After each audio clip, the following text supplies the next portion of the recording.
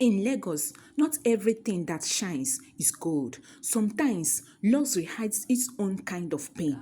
Joy and pain live on the same street. Blessings come wrapped in trouble, and joy walks side by side with pain.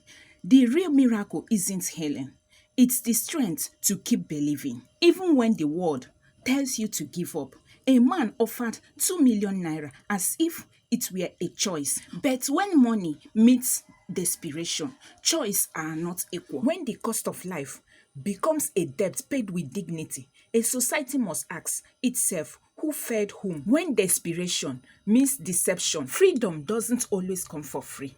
No matter what mistake you have made, redemption is always one prayer away. If you or someone you know faces this kind of pressure, there are other ways. Hospitals have social workers and chaplains. Community leaders and NGOs can sometimes help. Friends, churches, and local charities often step in. Confidential counseling exists to help. Survivors began to heal. The Three Daughters of Pain and Hope, a story not just about loss, but about grace. Because at the end, family is the true wealth, and love is the real inheritance. A month later, something began to trouble Melissa. It started with dreams. Vivid, haunting dreams she couldn't control. Every night, she saw Chief Achibiliako standing in darkness, reaching for her. His presence felt cold, heavy, and wrong.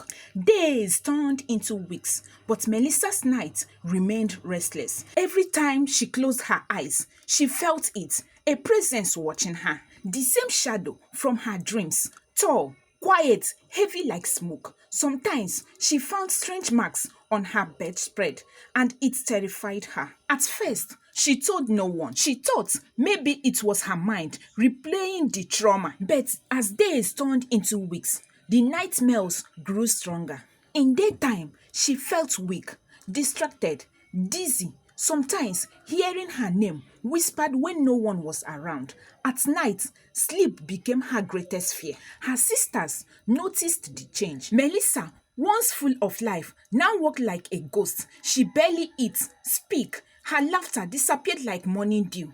Lisa tried to get her to talk, but Melissa just smiled weakly and said, "I am fine, just tired." But deep inside, she knew she wasn't fine. She remembered that night at Lizzie's house, the decision she made out of fear, the man's strange smile.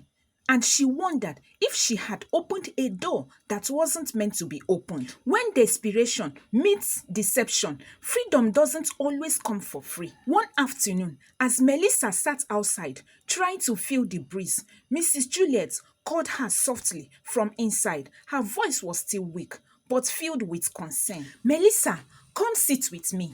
Melissa obeyed quietly. Her mother studied her for a long time before she spoke again. "You have changed, my daughter, since we left the hospital. Your eyes are different. Your spirit is not here. Talk to me. What is happening?" Melissa's eyes filled with tears instantly. For weeks, she had carried the secret alone, but her mother's gentle tone broke the wall she had built. "Mama," she whispered, her voice trembling, "I did something. I can't even forgive myself." Mrs. Juliet touched her hand. "Whatever it is, my daughter, tell me. There is no healing in silence." Melissa cried uncontrollably as she confessed, not in details, but enough for her mother to understand that desperation had driven her into a dark choice. The room went silent. Tears filled Mrs. Juliet's eyes too, but she pulled her daughter close. "My child," she whispered, "you tried to save me, but some help comes with chains. You must not carry this alone." She looked up weakly.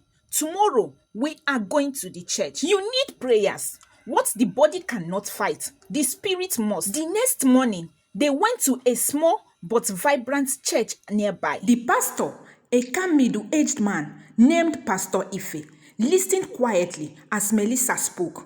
He didn't judge. He didn't interrupt. When she finished, he said softly, "Melissa, pain can open doors. Fear cannot close. But light still conquers darkness. We will pray. But more than that, you will speak life over yourself. You will not carry guilt that grace has already paid for." He prayed for her, deep prayer that seems to shake the walls. Every voice of shame, that speaks louder than mercy be silenced in Jesus' name. Every memory that ties this daughter to fear be broken by fire in Jesus' name. He turned to Melissa. Now you will speak after me. I am not my past. What was meant to destroy me will not define me. I resist you, devil. Flew away from me. Peace belongs to me. I choose to live again. Pastor Ife smiled gently. That is deliverance. The courage to speak freedom, even while you are still feeling the chains. Then he prayed in silence for a long moment, one hand resting slightly on her shoulder. Melissa felt her body grew heavier, then light, as if something unseen was being lifted away. She began to cry, but this time the tears were different.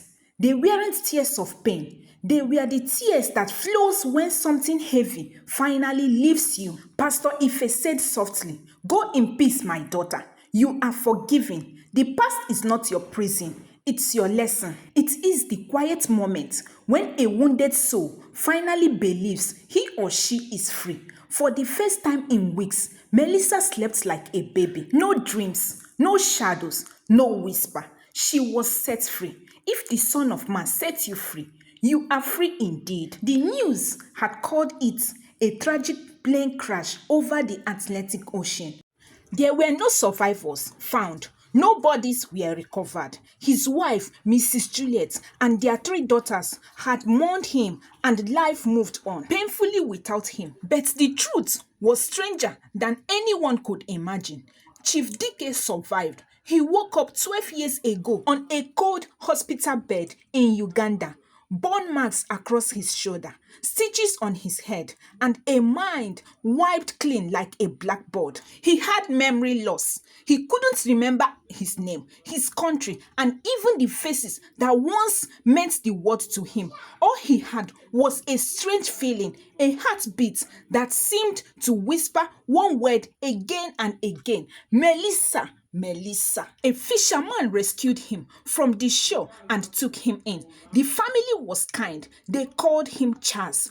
Over the years, he built a new routine, small, peaceful, and ordinary. But sometimes at night, he would wake up sweating, hearing echoes in his dreams. Children running around a mansion, a woman calling his name Dike, 3 daughters calling him Daddy, I want ice cream, pizza, Capri Sun, and the rest. Then he would forget again. One humid evening, the village power returned after days of blackout. The family that sheltered him, the Williams, were excited to watch a new Nigerian movie on TV. "Come and watch, Charles," the father said, laughing. Chief Dike, still Charles to them, smiled and joined them on the small sofa. On the screen, a scene unfolded. A father, a mother, and 2 little girls were sitting together, praying before dinner. They laughed, ate, and the man kissed his wife's forehead.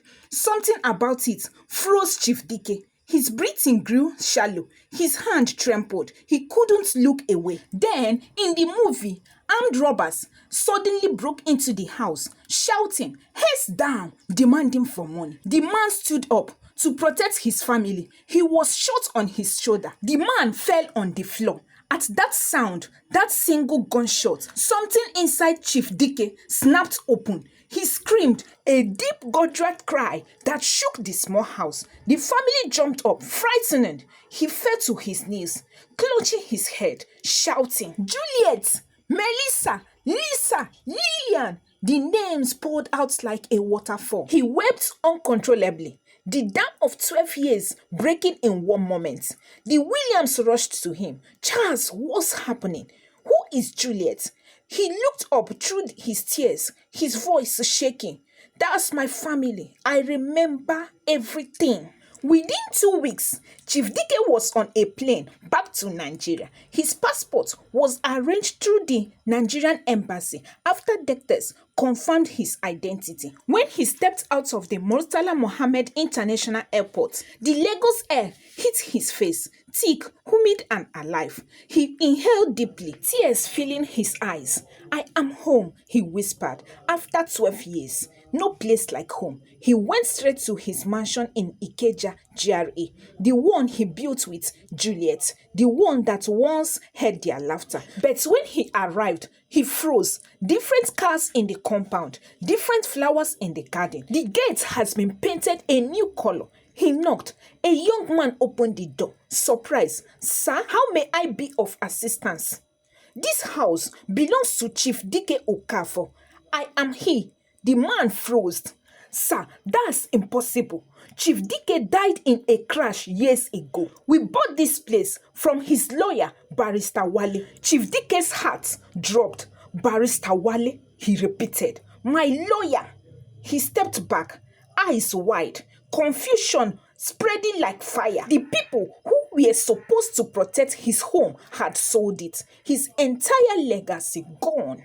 As he stood there, a familiar voice called out from across the road. Chief Dike, no, no, no, it can't be. It was Mr. Bamidele, his old neighbor. He ran across the street, eyes wide, shaking his head in disbelief. Chief, we buried you. We mourned you. Jesus Christ, this is a miracle. Chief Dike grabbed his shoulders, desperate. Bamidele, where is my family? My wife, my daughters, where are they? Mr. Bamidele's smile slowly faded. He sighed deeply and looked at the ground. Chief, after your death, your brothers took everything. They said, since you had no son, your properties must remain in the family. Your wife fought, but they threw her out. She left with the girls, moved to Ikorodu. It's been long, Chief. Chief swallowed hard, his eyes welling up. Ikorodu? He whispered. Mr. Bamidele nodded, scribbling something on the paper. This is their last known address. God go with you, Chief. This is destiny. Chief Dike held the paper like gold. He wiped his face, lifted his luggage, and headed towards the main road. They thought I was gone, he whispered, but I am coming home. This time, nothing will keep me away. He boarded a dusty Ikorodu bus, his reflection trembling in the window as the city lured by car horns, street hawkers, and the endless Lagos humming of life continuing. The bus hissed to a stop at a dusty junction in Ikorodu. Chief Dike Okafor stepped down slowly, a small pieces of luggage in his hand. Every step towards the narrow compound shook him. 12 years. 12 years since a word had buried his name. The narrow street was quiet. Children played in the distance. The afternoon sun burned softly through the clouds. He followed the address scribbled on the paper until he reached a small compound. Chief Dike stopped at the gate, trembling. His eyes scanned the house. The cracked walls, the small window, the life that had survived without him. He stepped into the compound and everything in him broke. His luggage slipped from his hand and dropped to the ground with a dull tug. His lips quivered. His chest rose and fell. And before he could stop himself, he wept deeply, heavy sob of a man who had returned from the dead only to find the reins of his own life. Just then, the door cracked open. Melissa stepped out, humming softly, carrying a tray of beans she wanted to wash and cook. She froze at the sight of the strange man in the compound, tall, warm, trembling, eyes full of tears. Their eyes met. Something in his face, the shape, the eyes, the familiar sadness hit her like lightning. The tray slipped from her hands and scattered on the ground. Daddy, she whispered, her voice shaking. The man blinked, breathless. Melissa, my daughter. In an instant, Melissa screamed, Daddy! She ran across the yard and threw herself into his arms. He caught her tightly, crying, holding her as if she might disappear again. You are alive, you are alive, she sobbed. I never stopped loving you, he whispered, tears running freely down his face. Both of them cried, loud, shameless and broken. The noise pulled Mrs. Juliet from inside. She wiped her hands on a towel and stepped out and stopped dead. Her breath left her body. The towel dropped. Dike, her voice was a whisper wrapped in disbelief. He looked up, tears streaming. Juliet, my love, she ran to him. They held each other, shaking, the years of pain melting into one long sob. They told us you died. She cried. I tried to leave, but I never stopped waiting. Two more voices filled the yard. Lisa and Lillian, drawn by the commotion, they reached the doorway, blinked, then gasped in unison. Daddy, they ran, stumbling over each other, wrapping their arms around him. Melissa and their mother, until the five of them were one shaking circle of joy and tears. Later, they sat in the small sitting room lit by a single bulb, a place filled with both tears and relief. The air was thick with emotions. Chief Dike's voice was hoarse as he told his story. The crash, the strange show, the blank years, the movie that unlocked his memory. When he finished, silence hung in the air like smoke. Mrs. Juliet's hands trembled as she began her own tale. How the brothers had arrived like vultures. How Barrister Wale had forged papers. How she and the girls had walked away from a mansion into a single-room life. Tears rolled again, anger and relief. For a long time, nobody spoke. Then Chief Dike rose slowly. His eyes were wet but hard. He clenched his fist. They took my name, my house, my peace. They will test the pain they planted. His voice cracked the air. Mrs. Juliet stood too, touched his arm gently. My husband, don't let vengeance finish what tragedy started. Let God fight for us. He looked at her, his forehead softening in the glow of her eyes. I can't promise forgiveness tonight, he said quietly, but I can promise we will stand together. He turned to his daughters. No more tears. The dead has come back to fight for the living. Melissa reached for his hand. Lisa and Lillian joined. They bowed their heads, a circle rebuilt by loss, love, and prayed, giving thanks to God. Morning came softly in Ikorodu. The sky was pale, and the sound of roosters mixed with distant traffic. For the first time in 12 years, Chief Dike woke up beside his family. He sat quietly on the edge of the bed, staring at the sunlight sliding through the window. His heart was at peace, but also burning with purpose. He had returned from the dead. Now he wanted justice. 2 days later, Chief Dike, wearing a simple white kaftan, walked into a law firm in Ikeja, the same one that once handled all his businesses. The receptionist looked up, stunned. Sir, you look exactly like the late Chief Dike Okafor. He smiled faintly. Because I am Chief Dike Okafor. Whispers filled the office like wind. Phones dropped. The files stopped moving. People stared as the man who was supposed to be dead walked past them, tall, calm and alive. He entered the main office, and there sat Barrister Wale, the lawyer who had betrayed him, the man who sold his house. Barrister's pen slipped from his hand. His face went pale. Jesus Christ! Chief Dike looked him straight in the eyes. You sold my mansion, my legacy, and called me dead. But tell me, Barrister, did your conscience die too? Barrister Wale stammered. Chief, your brother said you were gone. They said. Dike cut in sharply, and you helped them. The air went cold. Every staff member in the office stood froze. Do you know what my wife and children fell out because of your greed? Dike said, his voice trembling with anger. You didn't just sell my house. You sold my peace. The barrister fell to his knees trembling. Chief, please forgive me. I was deceived. I didn't mean harm.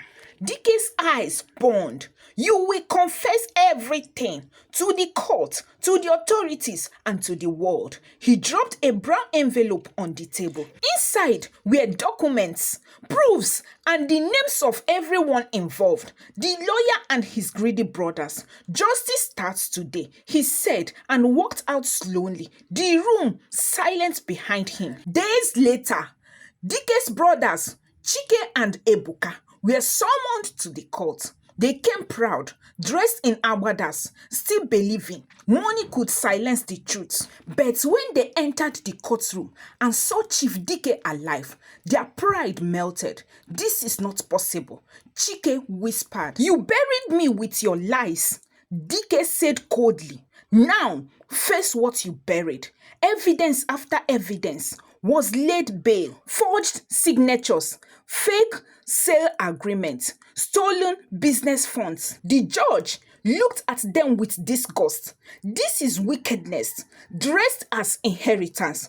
The court ordered that all seized properties and accounts be returned to Chief Dike's name. Barrister Wale lost his license. His brothers faced prison sentences. But when the verdict came, Chief Dike did something no one expected. He stood up, looked at the judge, and said quietly, "My lord, I forgive them. Let the law take its course, but let my heart rest.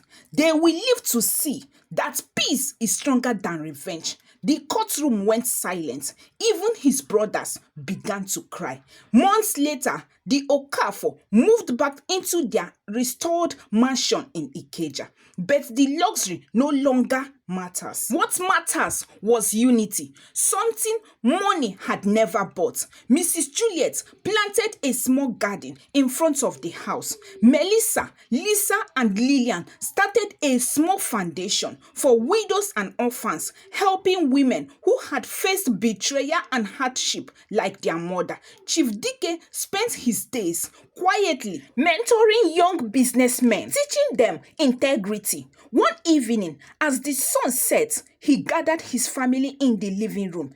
They held hands and prayed. "Lord," he said, "you gave me back everything I lost. Not riches, but love. Let this home always remember, no wealth is worth a family's tears. Justice is good. Forgiveness is greater, but love is what truly restores." The sun was melting softly into the Lagos skyline, brushing the mansion walls with gold. Chief Dike sat on the porch, dressed in a simple white kaftan, watching his daughters, Melissa, Lisa, and Lillian, laugh together as they watered their mother's flowers.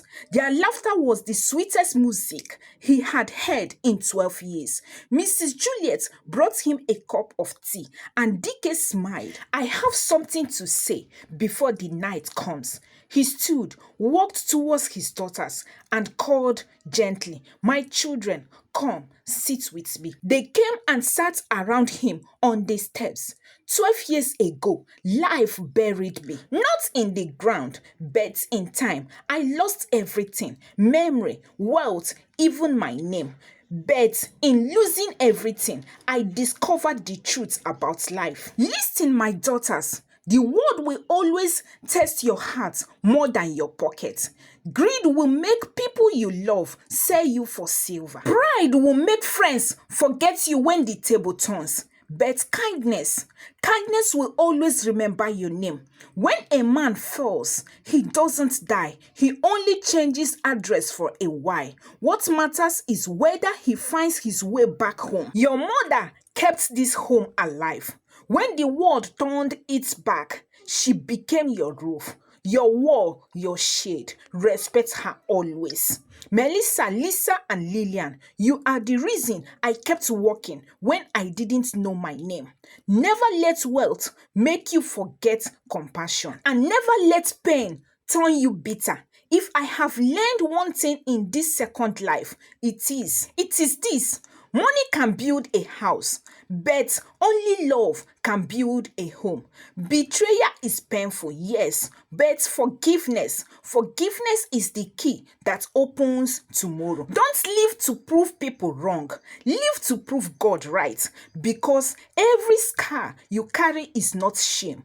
It's proof that you survived. He paused, voice breaking slightly. I used to think legacy was land or car or shells in my company. But today, I know legacy is people. The lives you heal, the love you give, the hope you restore. I came back from the dead, not to chase revenge, but to remind the living that family is everything. Tears welled in Mrs. Juliet's eyes. Melissa reached for his hand. Dike smiled faintly and whispered, "If one day I leave this world again, don't build me a statue.